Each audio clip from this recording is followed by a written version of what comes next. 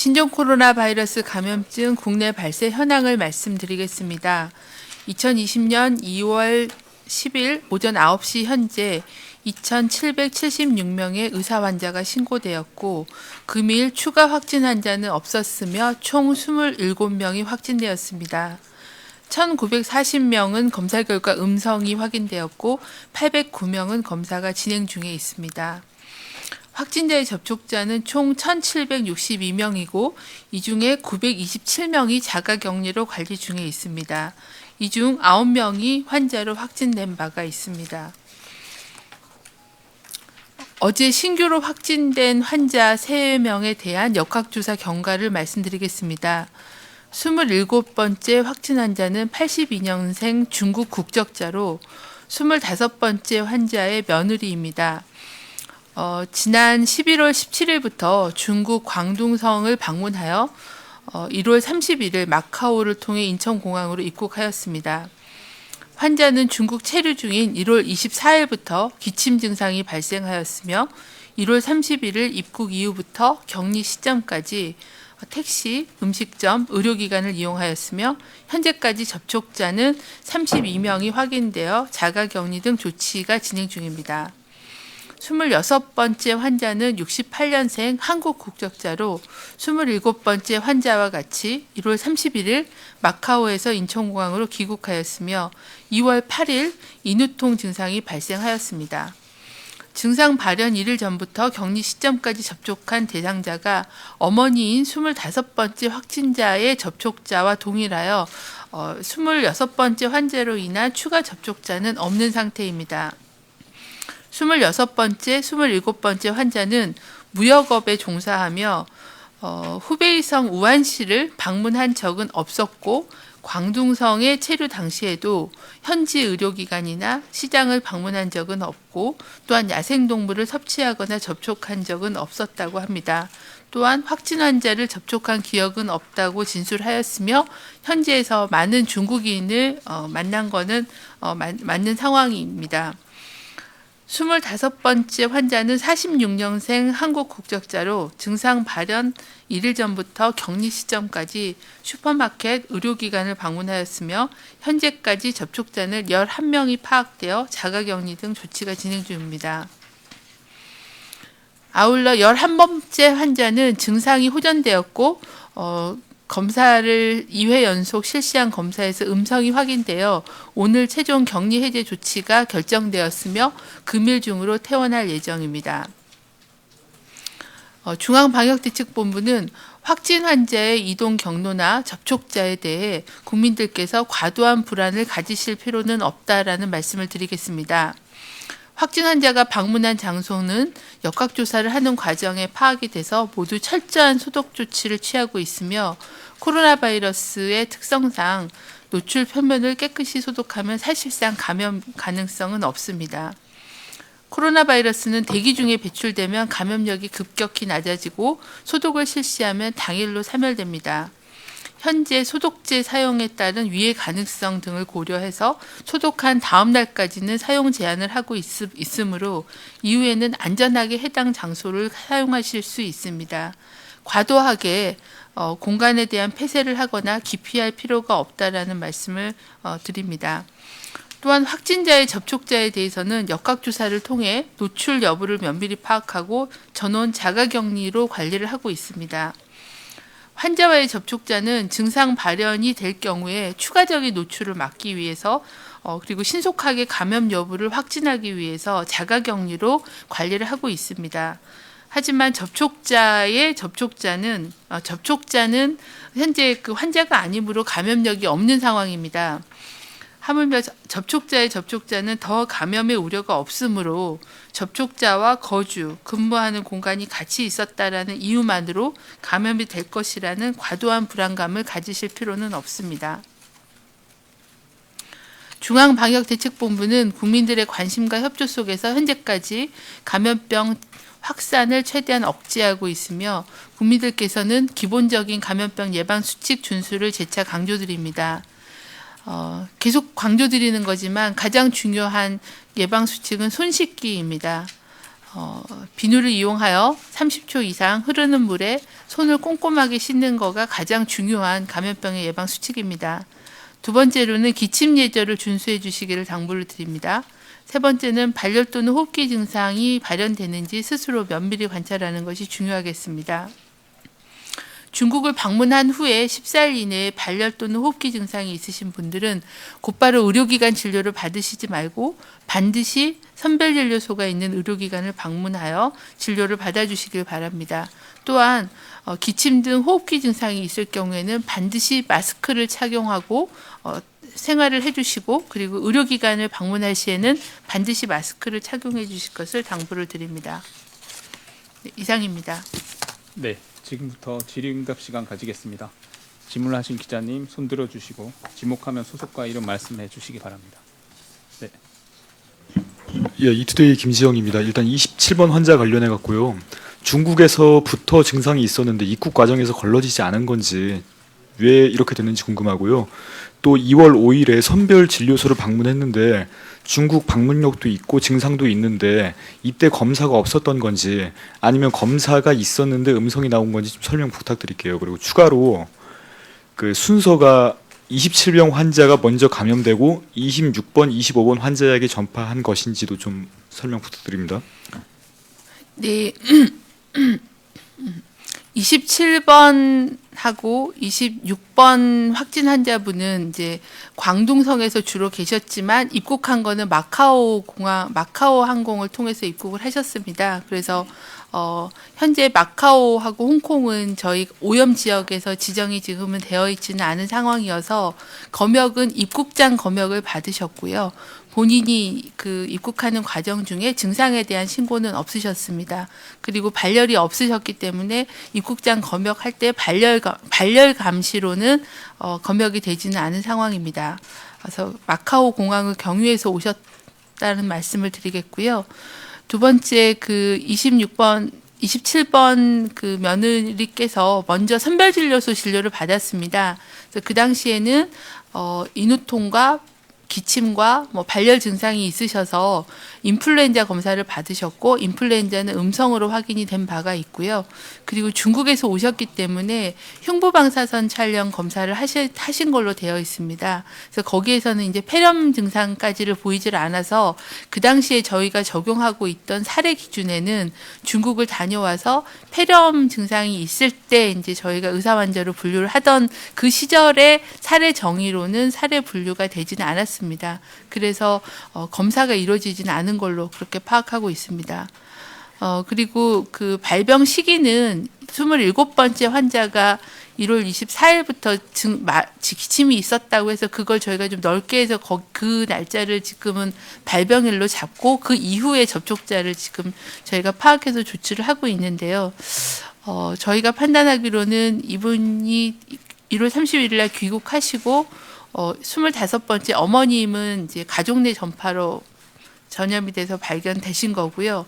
그 남편 되시는 분 26번째 환자는 저희가 조사할 시점에도 인후통 정도의 좀 이렇게 초기의 증상을 보였기 때문에 계속 세 분이 같이 생활했기 때문에 어느 날짜에 노출이 됐는지에 대한 거는 조금은 명확히 그 노출 시점을 밝히기는 어렵지만 가족 감염으로 전염이 됐고, 특히 이제 남편분께서는 부인으로부터 감염이 된 건지 아니면 또 다른 중국에서의 노출이 있었는지 그 부분은 좀 더 검토를 해봐야 되는 그런 사항입니다. 현재로서는 귀국 후에 가족 내 전파로 2명이 2차 감염이 된 걸로 그렇게 판단은 하고 있습니다. 네, 다음 기자님 이렇게 두 분 순서로 해주시죠. 먼저 해주시죠. 서울경제신문 우영탁입니다. 아까 방금 여쭤보신 거랑 비슷한데요. 그 25번 환자랑 26번 환자가 7일이랑 8일 이틀 연속으로 선별진료소를 방문하셨는데 7일이면은 사례 정의가 확대된 뒤로 알고 있거든요. 왜 그 7일 방문해서 확진 검사가 시행되지 않았던 건지, 그리고 왜 2번 방문하셨는지 궁금합니다. 네. 저희도 조금 그거는 약간 안타까운 부분이 있는 것 같은데요. 그 25번째 환자분께서 2월 7일 날 아침 한 9시경에 선별진료소를 가셔서 진료를 받으셨습니다. 그래서 이 이 의사분께서도 이분이 중국을 직접 다녀오시진 않으셨지만 중국을 다녀온 가족이 있고 그래서 의사의 소견으로 의사 환자로 의심을 하는 그런 상황으로 보셨는데 저희가 이 사례 정의가 바뀐 게 2월 7일 9시부터 적용을 실은 하고 민간 검사 기관으로 확대된 게 2월 7일부터 확대가 됐습니다. 그래서 검사를 의뢰를 검사가 필요하다고 판단을 하셨는데 이제 이 검체를 어디로 의뢰를 할 건지에 대한 게 정리가 안 돼 있었던 것 같습니다. 그래서 그날은 검사가 진행이 안 됐고 그 다음 날 검사를 진행한 걸로 그렇게 파악을 하고 있습니다. 아마 그 민간 의료기관으로 검사가 확대되고 그 검사에 대한 수탁 의뢰 부분들이 좀 정확하게 정리가 안 됐던 그런 시간이었던 것 같습니다. 그래서 그 부분은 지금은 이제 거의 정리가 돼서 선별 진료소별로 검사를 어디로 의뢰하고 하는 그런 체계들이 다 정리가 되어 있는 상태이기는 합니다. 네, 다음 질문. 아까 말씀하셨던 KBS 기자님. 똑같은 질문이셨습니까? 혹시 그럼 다른 질문 있으신 기자님 계세요? 그럼 세종으로 잠깐 서울로 넘어갔다 오겠습니다. 서울에서 한국일보, 국민일보 순으로 질문 주십시오. 네, 한국일보 김민호입니다. 그 26번 환자의 경우 중국에서 확진 환자 접촉했는지 뭐 그런 여부가 불분명한 상황이고 또 오늘 아침에 전병률 교수가 광둥성 상황이 뭐 심각해서 입국 제한 확대할 필요가 있다 뭐 이런 말씀을 언론에서 하셨는데요. 그 광둥성 상황과 입국 제한 확대 필요성을 어떻게 판단하고 계신지 의견 여쭤보고요. 두 번째 질문이 하나 더 있는데요. 두 번째 질문은 오늘 오전 중수본 입장은 입국 제한 지역 확대는 상황이 변하면 가능하다인데 이 상황 변화 기준을 이제 질본에서 평가하고 있잖아요.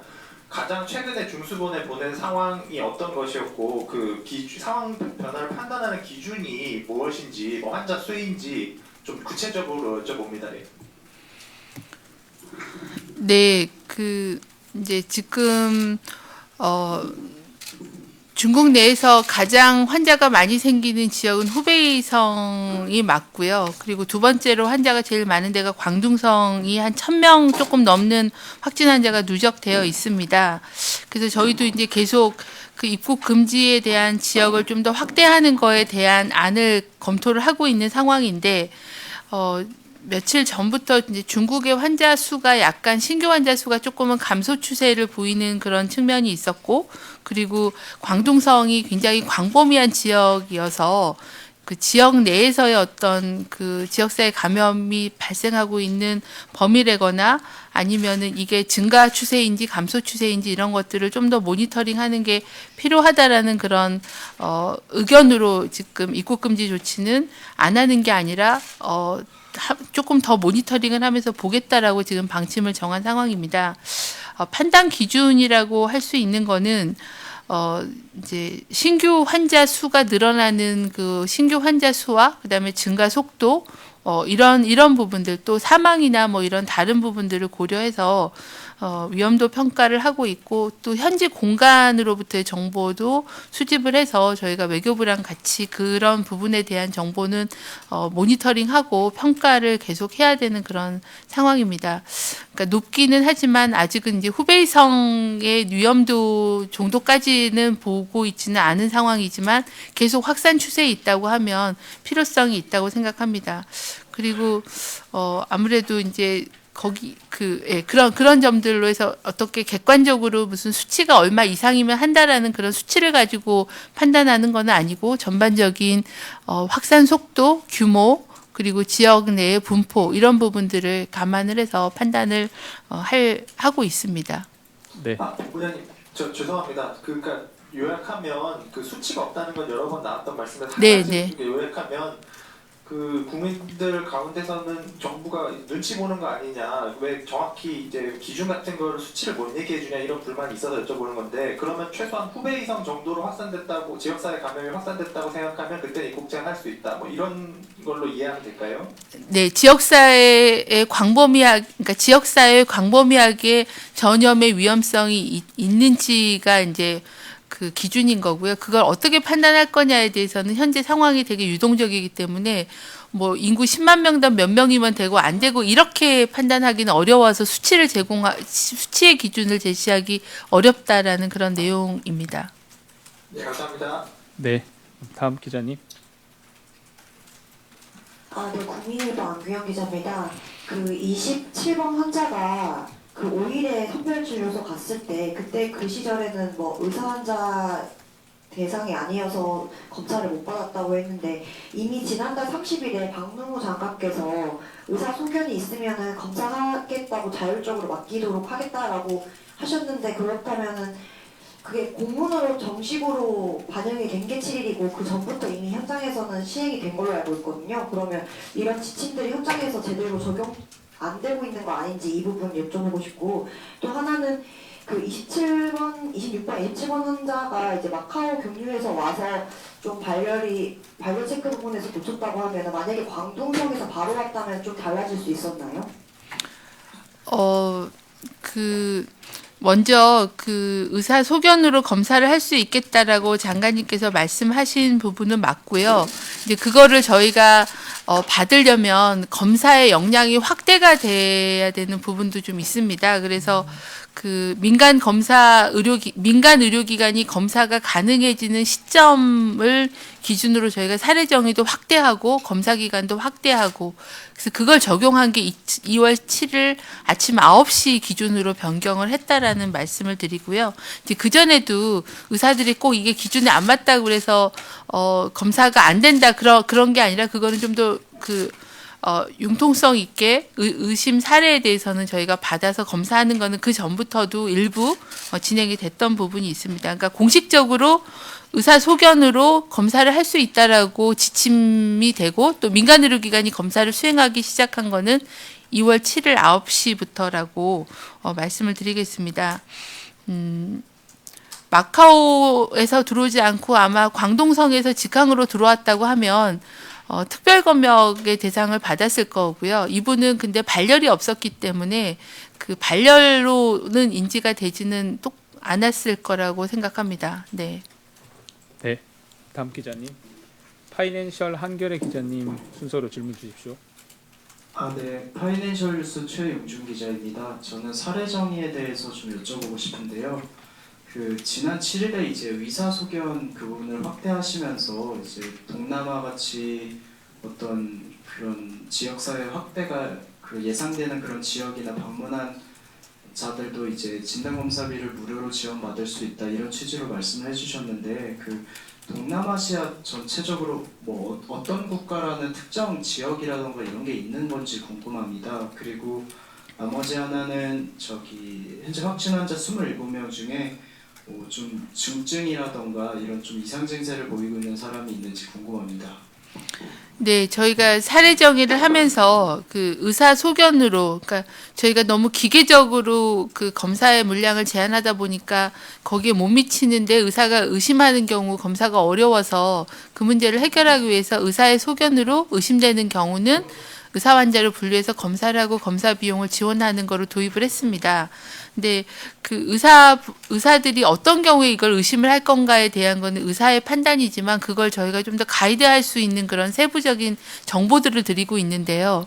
그게 지역사회에서 유행이 발생하고 있는 국가는 지금은 이제 중국이라고 말씀을 드렸었고, 지역사회 광범위한 유행까지는 아니지만 지역사회에서 2차 감염자가 발생한 국가가 1차 타겟이 될 겁니다. 그러니까 환자가 한 명 중국에서 들어가서 생겼다 해서는 아니고 그건 잘 관리가 될 수도 있기 때문에 하지만 그 환자로 인해서 2차 감염자가 어느 정도 발생한 지역들은 그런 지역사회 감염의 가능성들이 있다라고 보기 때문에 그래서 저희가 WHO 통계가 매일매일 그 시츄에이셔널 리포트에 나오고 있습니다. 거기에 보면 중국으로부터 유입된 환자의 수와 또 그 2차 지역사회에서 진단된 환자의 수를 구분해서 통계를 발표를 하고 있기 때문에 그 통계를 좀 참고해서 지역사회 감염 사례가 발생한 지역을 우선적으로 고려해달라라는 그런 가이드를 드렸고요. 그리고 이제 임상 증상이나 이런 거는 원인 불명이면 국가에 상관없이 폐렴이 있으면 의심을 해달라라는 그런 가이드도 드렸고, 그 다음에 그럼 거기 국가를 다녀온 사람들은 다 의심을 해서 검사를 하고 조치를 해야 되느냐? 그렇게 보기에는 아직은 그렇게 광범위한 지역사회 감염 위험은 아닙니다. 그래서 그런 경우에는 현지에서 중국인들을 접촉했거나 또는 유증상자에 있었던 그런 중국인들을 접촉했거나 아니면 굉장히 밀폐된 그런 행사에 중국인들이 많이 참석하는 그런 행사에 참여했거나라는 그런 조금 세부적인 위험 요인 노출 여부를 판단을 좀 해주시라라는 그런 그 사례 분류할 때 가이드에 대해서는 안내를 드렸습니다. 일선에서는 아직도 이제 검사를 원하시는 그런 분들의 그 요구를 뿌리치기가 좀 어렵다라는 그런 문제 제기들을 많이 하시고는 계십니다. 네. 그럼 한결의 기자님 질문까지 듣고. 그리고 중증 환자는 현재는 저희가 중증을 뭐 인공호흡기나 아니면은 산소 그러니까 뭔가 중환자실 치료하거나 이런 경우를 이제 중증으로 보고 있는데 현재는 중증 환자는 없는 상황입니다. 네. 한결의 기자님 질문 듣고 세종으로 마이크 넘기겠습니다. 네, 안녕하세요. 한겨레 신문 박다혜 기자입니다. 다름이 아니라 앞서 15번 환자와 20번 환자의 격리와 이제 확진 날짜를 보다가 의문점이 생겨서 좀 그러니까 질문을 드리는데요. 15번 환자 경과를 보면 1월 29일부터 자가격리를 들어갔고 2월 1일에 격리한 감기 증상이 발생을 해서 2월 2일에 확진이 됐습니다. 그리고 1월 29일 증상 발생 시기 전까지는 증상이 없었다고 진술을 하셨고요. 20번 환자는 이제 15번 환자의 가족이라고 했는데 2월 2일부터 자가격리에 들어갔고 5일에 확진이 됐습니다. 근데 이제 보통 말씀하신 대로 지금까지 증상이 그러니까 발현되기 전에 그 감염이 되는 경우가 없었다고 하면 15번 환자 같은 경우 이제 2월 1일 증상이 나타나기 이틀 전은 30일인데 혹시 30일은 이미 그 15번 환자가 자가격리를 들어간 기간이었거든요. 근데 그러니까 자가격리 기간 중에 혹시 20번 환자를 접촉한 가능성이 있는 건지 아니면은 15번 환자나 20번 환자 두 분 중에 한 분이 뭐 초기 증상 날짜가 판단이 좀 잘못된 건지 두 환자의 뭐 접촉 날짜, 그 다음에 격리 기간, 확진 날짜를 한번 재확인을 부탁드리겠습니다. 그 부분은 너무나 복잡한 질문을 주셔서 제가 그 날짜를 한번 다 따져보고 정리를 해서 별도로 답을 드려야 될 것 같습니다. 양해해 주시면 그렇게 추후에 정확한 날짜를 확인해서 답을 드리도록 그렇게 하겠습니다. 네. 그럼 확인된 날짜로 기자님께 말씀드리겠습니다. 그럼 세종에서 질문 받겠습니다. 질문하지 않으신 기자님 먼저 기회 드리겠습니다. KBS 이승훈입니다. 접촉자의 접촉자는 감염의 우려가 없다고 이렇게 하셨는데요. 사실 뭐 무증상 감염이 어떤 논란이 좀 있는 게 사실이고요. 그리고 접촉자 중에 감염자가 있다면 그 감염자와 접촉한 사람도 감염의 우려가 있지 않은가 싶은데 이렇게 단언하신 어떤 근거나 배경 좀 설명해 주십시오. 현재는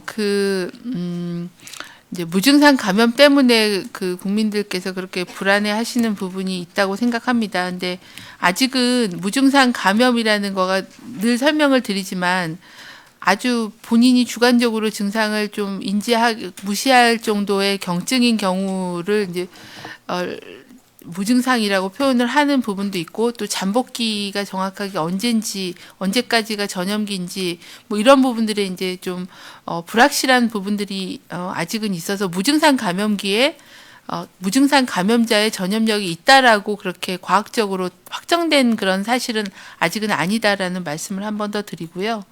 그리고 이제 접촉자가 되는 시점이 이제 좀 차이는 있을 수 있을 것 같습니다. 접촉자로 확인이 된 경우에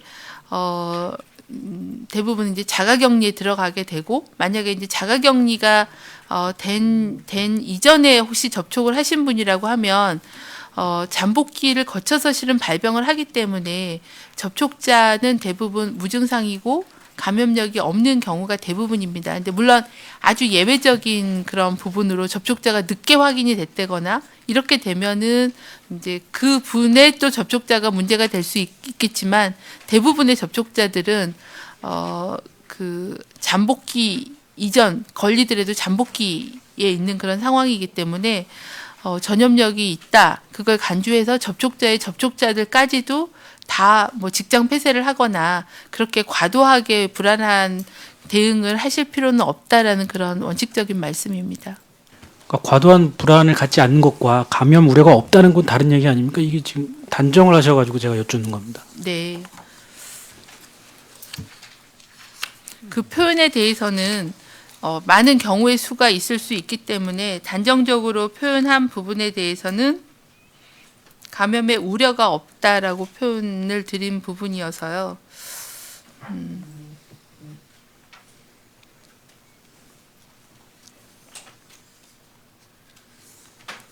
100%의 뭐 확실성 이런 걸 전제로 말씀드리는 거는 아니다라고 말씀드리겠습니다. 네. 다음 기자님 질문 받겠습니다. 네, 기자님. CBS 김민재입니다. 이미 앞서도 질문이 나왔고 며칠 전부터 계속해서 같은 질문이 나와서 죄송합니다만 그 중국 외에 지역사회 전파 우려되는 국가 뭐 이런 거에 대해서 계속 질문이 들어가잖아요. 근데 이걸 여쭙는 이유가 예를 들어서 어제 같은 경우에도 정부가 여행 자제 국민들에게 권고하면서 뭐 지역사회가 전파된 그런 국가들에 대해서 여행을 자제해달라. 근데 지금 방금 설명을 보시면은 물론 의사들에게는 세부적인 가이드라인도 주시고 뭐 WHO의 여러 가지 자료도 참고하고 의사들은 그런 전문가들로서 판단을 할 수 있지만 일반 국민들에게 판단이 안 되잖아요. 그래서 그런 것들에 대해서 판단을 정부에서 좀 내려주셔야지 국민들도 거기에 대해서 대응이 되는데 뭐 예컨대 동남아의 어느 국가가 그런 어느 정도로 위험한 건지 중국 같은 경우에도 뭐 예를 들어서 광둥성이 두 번째로 확진자가 많다. 이거 같은 경우에도 이번에 환자가 발생하기 전에 얼마나 많은 국민들이 알았을까 싶거든요. 그래서 이런 것들에 대해서 좀 더 세부적인 정보들을 물론 뭐 실시간으로 제공하시기 힘드시겠지만 좀 더 명확하게 뭔가 안내를 주셔야지 일반 국민들도 쉽게 이해할 수 있을 것 같아서 이 부분들에 대해서 어떻게 좀 예를 들어서 홈페이지를 활용한다든가 해서 더 자세하게 안내할 수 있는 어떤 방법은 없을지. 네. 그러면 저희가 이제 저희도 공식 통계는 WHO의 통계를 인용을 하고 있습니다. 그리고 이제 좀 비공식적인 통계는 그 이제 국가별 연락관들 통해서 정보도 또 모으고 있고 또 현지의 뉴스 보도나 아니면 현지의 브리핑 자료들을 모아서 정리를 하고 있는데 그 정보가 국민들께서 쉽게 접하기가 어려우시다고 하면은 저희가 그 WHO 통계에서 필요한 부분들 그러니까 중국의 성시별 환자 수에 대한 정보와 그다음에 동남아 국가별로 유입 환자와 지역에서 감염 확인이 된 환자의 숫자의 통계를 매일 브리핑 드릴 때 그걸 참고 자료로 해서 통계를 제공을 해서 그 부분을 좀 쉽게 보실 수 있게 그렇게 제공을 하도록 그렇게 하겠습니다.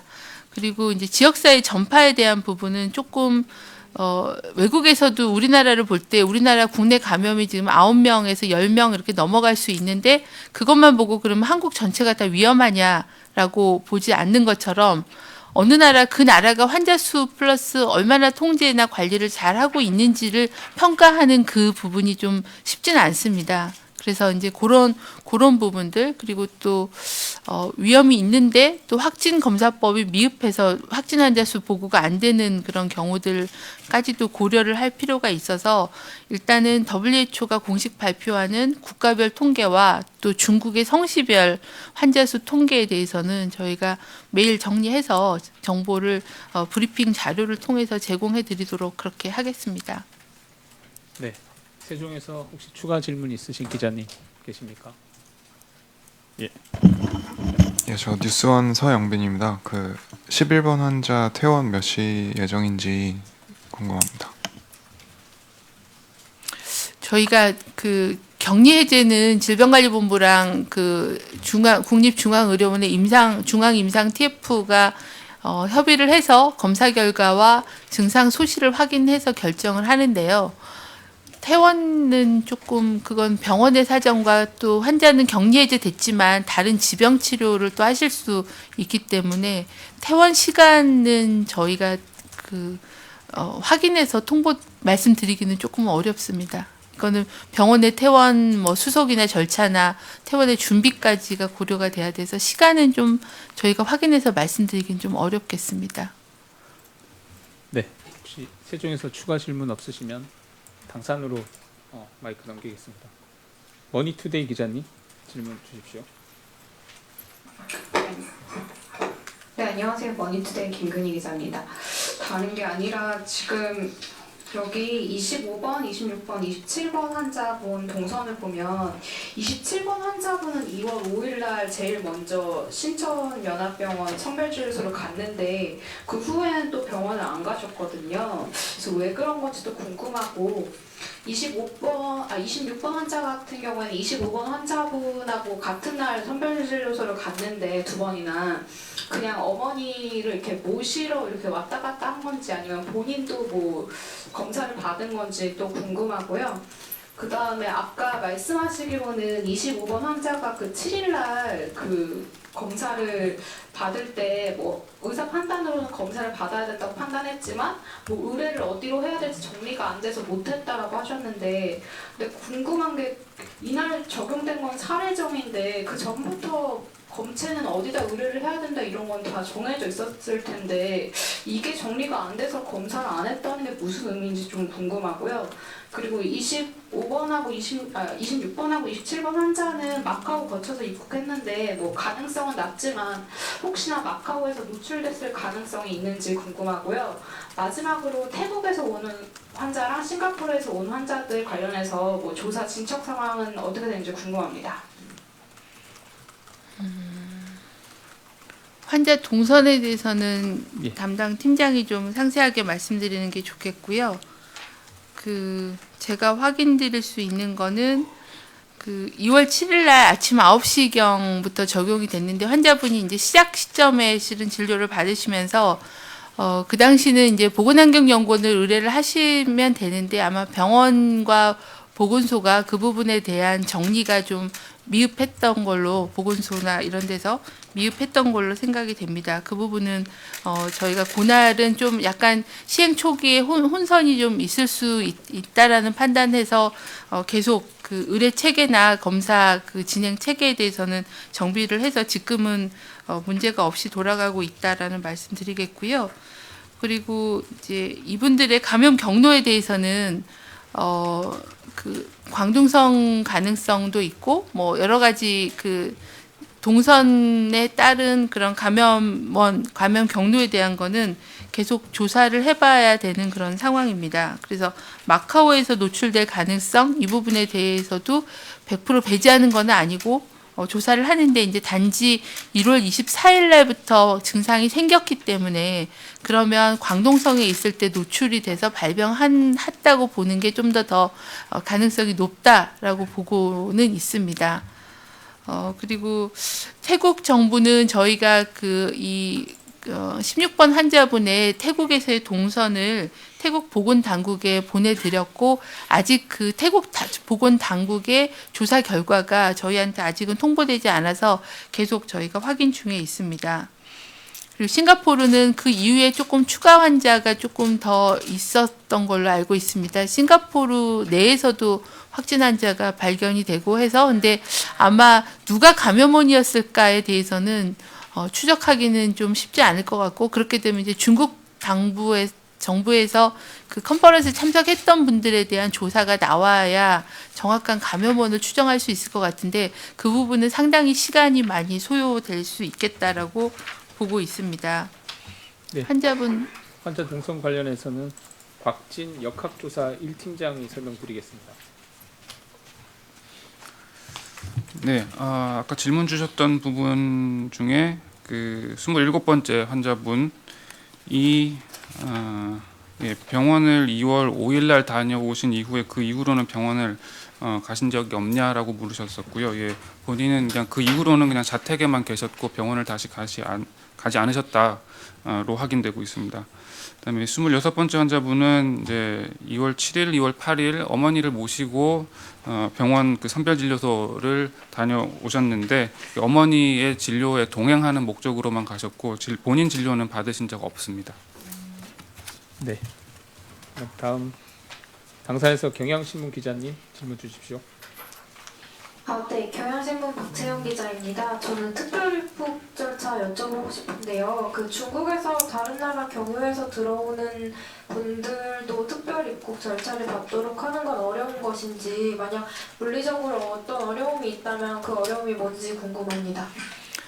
네, 중국에서 체류하시다가 제3국을 경유해서 오시는 분들은 현재는 이제 모든 그 입국장을 통해서 들어오기 때문에 현재 중국에 대해서는 이렇게 별도의 입국 장소를 지정을 해서 그쪽으로 비행기가 도착하게끔 조정을 해서 그쪽에 특별 검역 절차를 거치게끔 동선을 그렇게 했기 때문에 그게 가능한 집중 검역과 특별 검역이 가능한 상황인데 전 세계 다른 모든 항공기를 그렇게 할 수는 없어서 입국장 마지막 통과할 때 거기서 발열 감시와 검역을 시행은 하고 있는 상황입니다. 그래서 그 분들을 개별적으로 저희가 다 찾아서 1대1을 검역을 하기에는 굉장히 많은 그런 인력이 들어가기 때문에 그거는 좀 그런 면에서 어렵다라는 말씀을 드리겠습니다.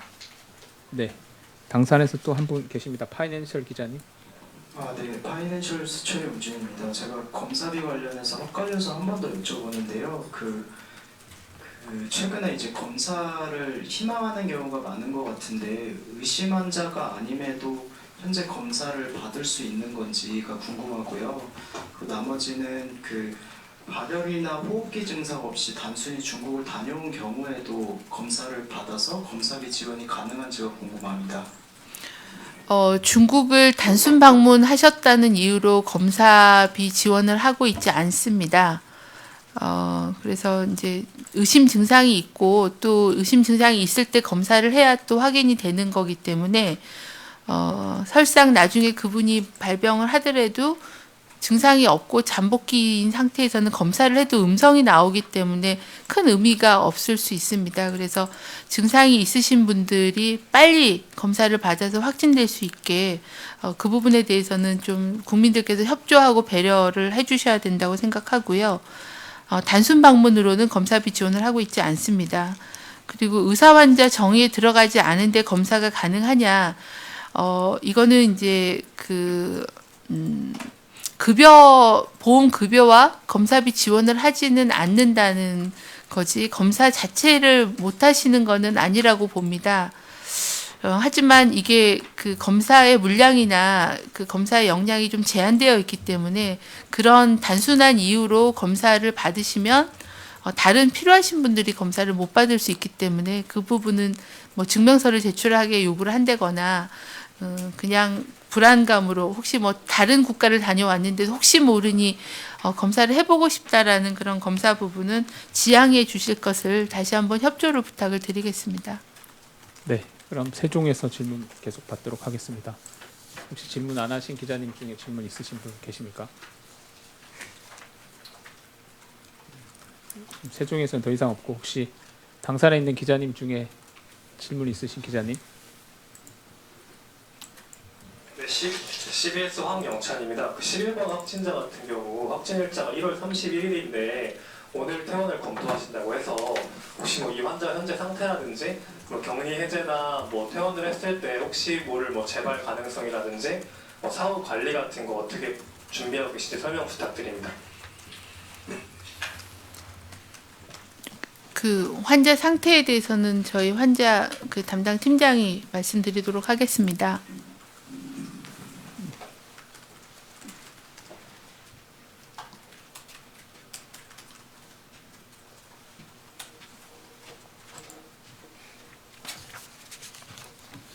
네, 11번째 환자분 오늘 퇴원 예정이신 분인데요. 입원을 하시고 나서 이제 오늘까지 하면 한 10하루째가 됩니다.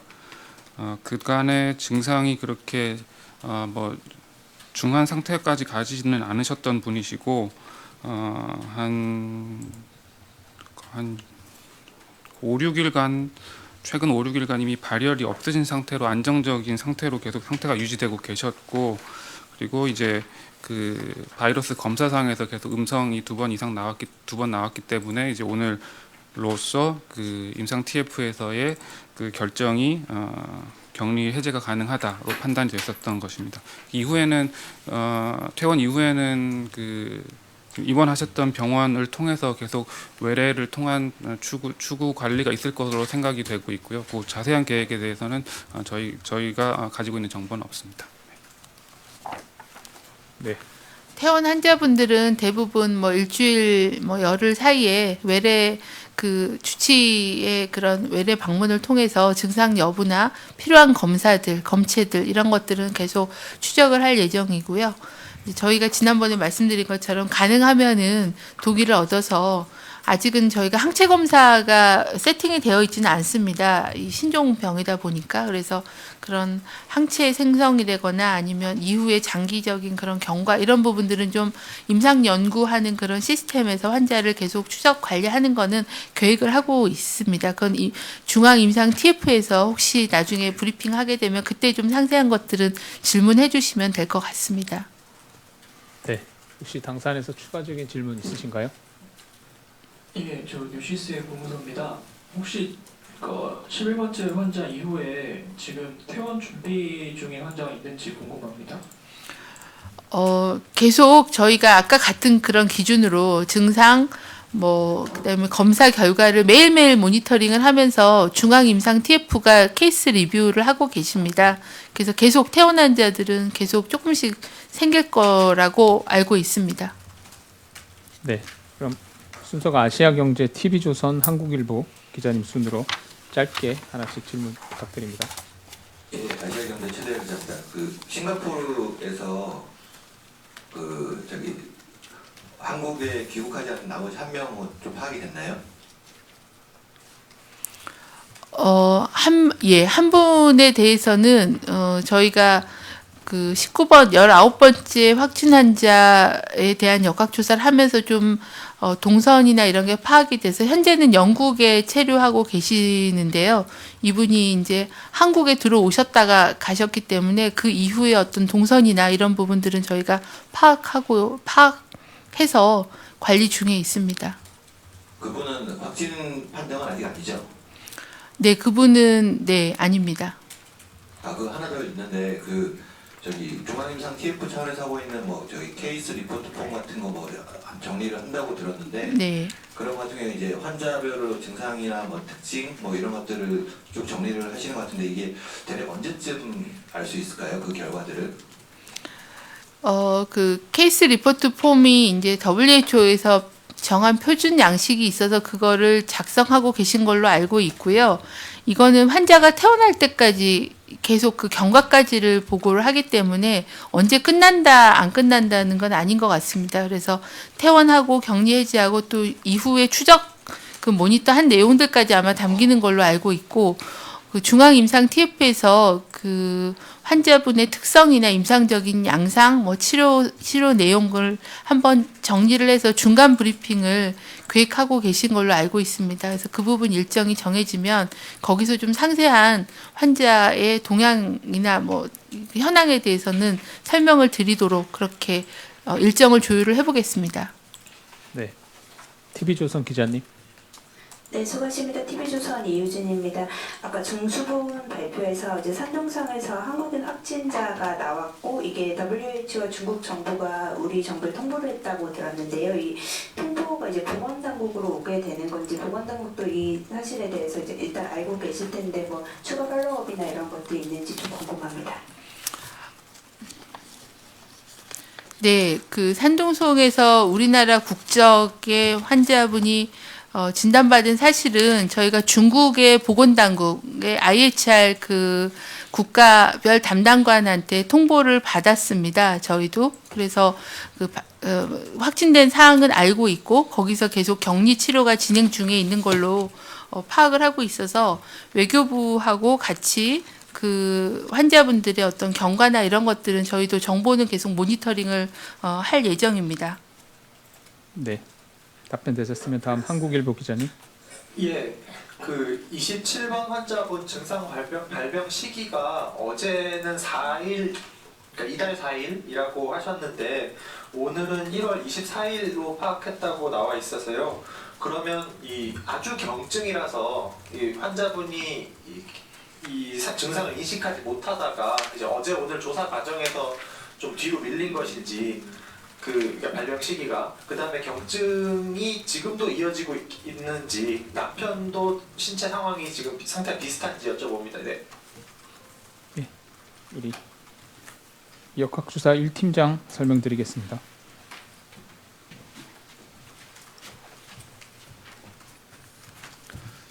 예, 그 27번째 환자분 증상 발생 시기는 그 2월 4일에 뚜렷하게 발열이 발생했습니다. 그때 그 저희가 이제 그 면담 조사를 하면서 그 과거에 또 이제 중국에 계셨을 때까지의 상황을 좀 더 물어보면서 그때도 기침 증상 같은 것들이 있었다라는 것을 확인을 했습니다. 그래서 일단은 임상적으로 뚜렷한 증상은 2월 4일 날 발생을 했지만 우리 방역 차원에서의 그 접촉자 관리 이런 부분들을 생각을 했을 때는 좀 더 안전하게 1월 24일 날 발생한 기침을 기준으로 해서 그때부터 이후에 그 접촉자나 이런 동선들을 파악을 하는 것으로 결정을 하였습니다. 예. 두 분의 현재 임상 상황은 현재 입원하신 상태에서는 특별한 그 증상이 뚜렷한 다른 증상은 없이 그냥 경증인 상태로 입원 중인 상태입니다. 네. 추가 질문 예약하신 기자님 없는데 혹시 당산 세종에서 추가적인 질문 있으면 한 개 정도 더 받겠습니다. 질문도 없으십니까? 예. 저 CBS의 박하연입니다. 그 아까 본부장님께서 25번, 26번 환자가 이제 처음 선별진료소를 방문했을 때 검사가 이루어지지 않은 이유가 이제 민간 검사 기관으로 확대된 건 7일이 맞는데 그 당시에는 검체를 어디로 의뢰할지에 대해서 이게 정리가 안 돼 있었다라고 하셨는데 그러면 이게 수탁 의뢰를 어디로 할지 이것이 지정이 된 것은 8일인지 그 부분 재확인 부탁드리고요. 그리고 또 두 번째 질문은 이제 현재 중국이 아닌 다른 국가 같은 경우에는 일반 입국장에서 이제 발열 여부를 파악하는 걸로 압니다. 근데 이제 일부 전문가들은 발열뿐만 아니라 다른 항목들도 확인을 해야 된다 이런 목소리도 나오고 있는데 혹시 추가할 검사 항목에 대해서 검토하고 계신 게 있는지 이 부분도 확인 부탁드립니다. 네, 그 이제 2월 7일 날 9시부터 적용되는 시점에 이렇게 좀 명확하게 어디로 의뢰한지 선별진료소별 수탁 기관들이 좀 다 정리가 되고 시작을 했으면 안정적이었겠지만 그렇지 못한 점은 좀 미흡한 점이 있었다라는 말씀 거듭 말씀드렸고요. 수탁 검사 기관이나 검사를 할 수 있는 기관은 그 전에 이제 명단은 확정이 됐습니다. 저희가 시험을 다 보고 정도평가 시험을 봐서 탈락한 기관들을 빼고는 검사가 가능한 기관으로 지정을 했는데 저희가 이 준비 기간이 이제 검사를 시급하게 확대하다 보니까 그러니까 미리 좀 정교하게 준비하지 못했던 그런 부분이 있었다고 생각이 듭니다. 검사가 가능한 시점은 2월 7일부터 가능했고요. 그리고 이제 민간 의료기관은 자체 검사들을 하고 자체 검사가 안 되는 데는 수탁기관 중에 어디를 선정해서 그냥 위탁하는 그런 위탁 계약이나 이런 것들이 체결이 돼야 되는데 거기에 조금 시간 소요가 있었다라고 보고 있습니다. 그리고 그 검역을 할 때 저희가 현재는 발열을 주로 그 감시를 하지만 그것만 가지고서는 한계가 많이 있습니다. 해열제를 드시고 올 수도 있고 또 들어올 때는 이제 발열 이외의 증상도 있을 수 있어서 중국에 검역을 할 때는 저희가 건강상태 질문서라는 걸 제출하게 되고 거기에는 기침, 인후통, 호흡곤란, 여러 가지 그런 증상들을 체크하게 되고 2주 이내에 어느 지역을 체류하고 왔는지에 대한 지역 정보 그리고 이런 다양한 그런 것들을 체크를 해서 건강상태 질문서를 내기 때문에 그거와 체온 측정 두 가지를 보고 검역관들이 검역 조사를 해서 사례를 분류하고 있기 때문에 발열 하나만 가지고 하기는 어렵습니다. 그리고 객관적인 검사를 통해서 검역을 하기는 쉽지 않고요.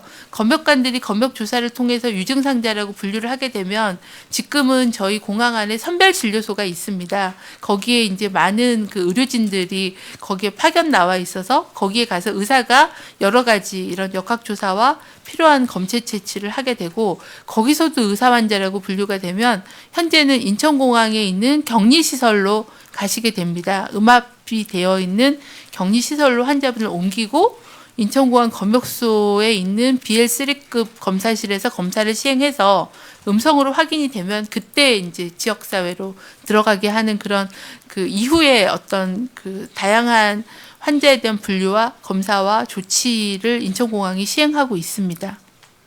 네. 그럼 이상으로 2월 10일 중앙방역대책본부 정례 브리핑을 마치도록 하겠습니다. 추가 질문은 계속 받도록 하겠습니다. 참석해 주신 분들 감사합니다.